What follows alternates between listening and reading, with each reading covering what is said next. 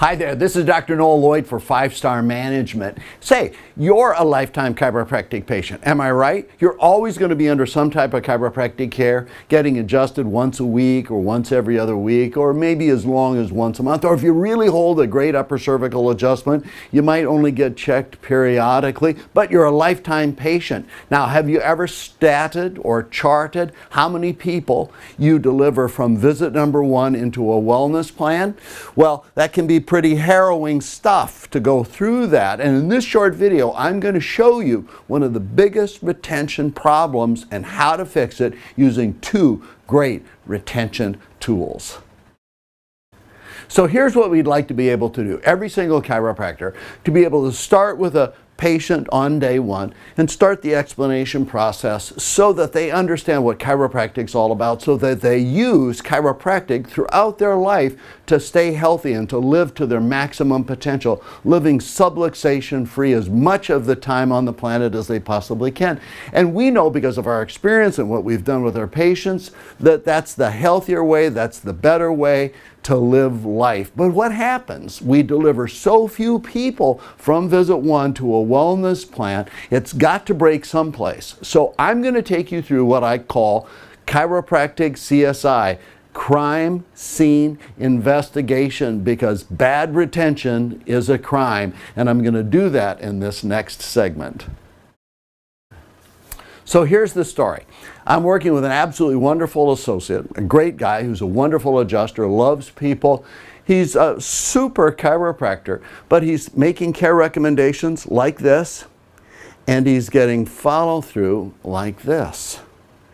And so there's a PVA problem, patient visit average problem. Patients weren't staying through just primary recommendations.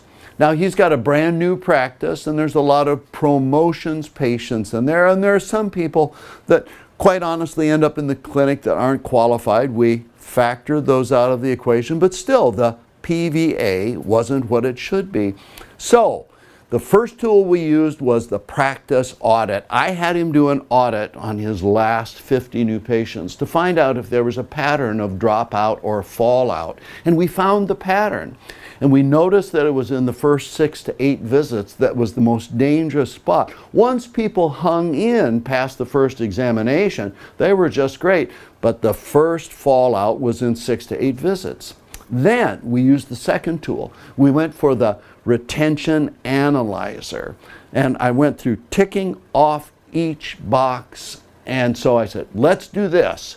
So he and I stood up. We walked into the report of findings room.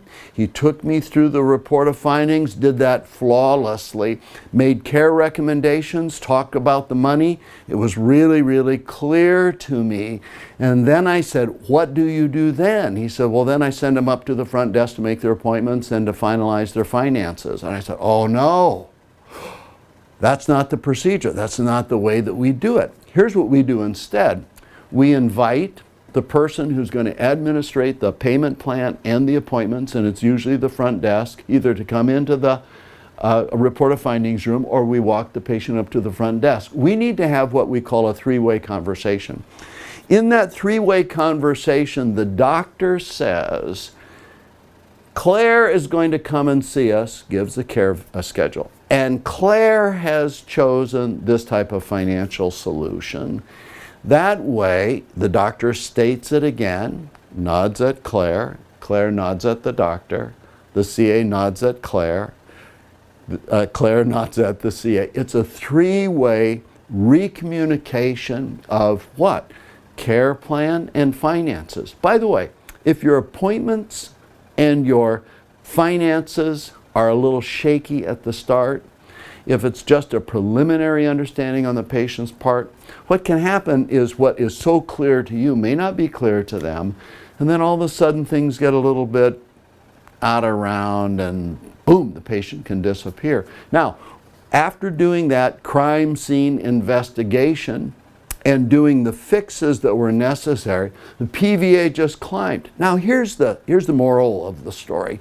There was one piece that the doctor had forgotten. There was one critical piece that even though he's a good guy making good care recommendations that he didn't do that was correctly, he needed my fresh eyes. He needed two tools. He needed to do the audit, number one, and then number two, to be able to go through the retention analyzer and then to walk back to where it fell apart and then fix that particular piece. When he did that, he was so encouraged because, hey, there's a problem. We know how to find it. We know how to fix it.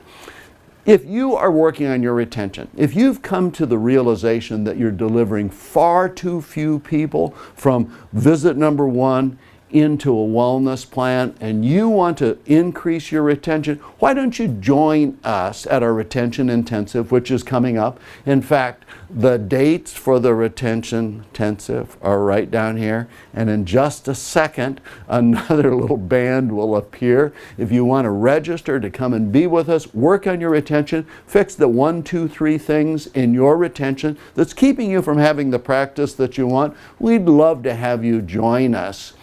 So this is Dr. Noel Lloyd for 5-Star Management and your retention, and I know that helps.